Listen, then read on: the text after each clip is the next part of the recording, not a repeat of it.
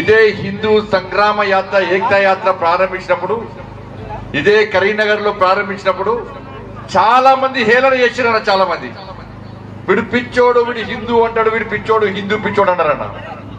హిందూ ఏకతా యాత్రను ఫెయిల్ చేయడానికి చాలా మంది ప్రయత్నం చేసిరన్న. ఈ హిందూ ఏకతా యాత్ర రోజే అనేక ర్యాలీలు పెట్టిరన్న. చాలా మంది, అనేక మంది సూడో సెక్యులర్ వాళ్ళు ఇది మతాన్ని రెచ్చగొట్టే విధంగా కరీంనగర్ లో మత విద్వేషాలు రగిలించడానికే బండి సంజయ్ ఈ విధంగా చేస్తుండని చెప్పి చాలా మంది రెచ్చగొట్టే ప్రయత్నం చేసిరన్న. కానీ ఈ రోజు నిజంగా బండి సంజయ్ చాలా అదృష్టవంతుడన. ఇంత ఉత్సాహంతో ఇంత పెద్ద హిందూ బలగం, ఈ హిందూ బలాన్ని చూస్తుంటే నేను రాబోయే రోజుల్లో కూడా మీకోసం పనిచేస్తా. ఈ సనాతన ధర్మం కోసం మాత్రమే పనిచేస్తాను.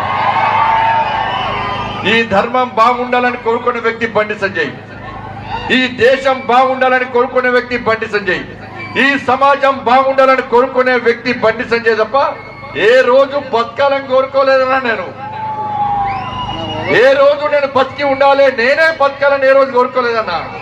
ఇదే యాత్ర చేస్తుంటే, ఇదే హిందూ ఏకతా యాత్ర చేస్తుంటే నాకు గుండెపోటు వచ్చిందన్న. ఈ స్వామివారి దయ వల్ల, స్వామివారి కరుణా కటాక్షంతో ఈ రోజు మీ ముందు కలుగుతున్న వ్యక్తి బండి సంజయ్ అన్న. కేవలం స్వామీజీ ఆశీర్వాదంతో అన్న. ఆ రోజు స్ట్రోక్ వచ్చిన తర్వాత నేను అన్కాన్షియస్ లో పోతుంటే అంబులెన్స్ లో 1 సెకండ్ 2 సెకండ్లు నాకు ప్రాణం వచ్చిందన్న. ఆ రోజు తల్లిని పెట్టుకున్నా, బతకాలని పెట్టుకున్నాను. తల్లి నా కోసం కాదన్న, ఒక్కసారి ప్రాణం ఈ తల్లి, ఒక్కసారి నాకు ఆయుష్ని తల్లి, ఈ దేశం కోసం పనిచేస్తా, ఈ సనాతన ధర్మం కోసం పనిచేస్తా అని మొక్కున్నా తప్ప ఇవాళ నా లైఫ్ అంతా, నా జీవితం అంతా ఆ తల్లి అమ్మవారిచిన బోనస్ జీవితం తప్ప వేరే కాదు. అందుకే అప్పటి నుంచి ఇప్పటి వరకు కూడా ఎప్పుడు కాశాపు జెండాను పక్క పెట్టలే, నా సనాతన ధర్మాన్ని పక్క పెట్టలే, నా దేశాన్ని పక్క పెట్టలే. అప్పటి నుంచి ఇప్పటి వరకు కూడా బండి సంజయ్ ఈ సనాతన ధర్మం కోసం, ఈ హిందూ సమాజం యొక్క సంఘటన కోసం మాత్రమే పనిచేస్తున్నాం. అరే ఎవరితోనైతుందన్న పాత బస్తీపోయి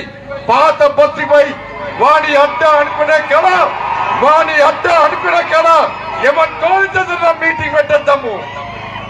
ఈ దేశంలో ఎవరికి ఉందన్న పాత బస్తీ నాది అని విర్రవిగే లుచ్చా నా కొడుకులను పట్టుకొని అక్కడ జై శ్రీరామ్ అని గర్జించే దమ్ము ఎవరికుందన్నా ఒక్కసారి ఆలోచించినన్నా.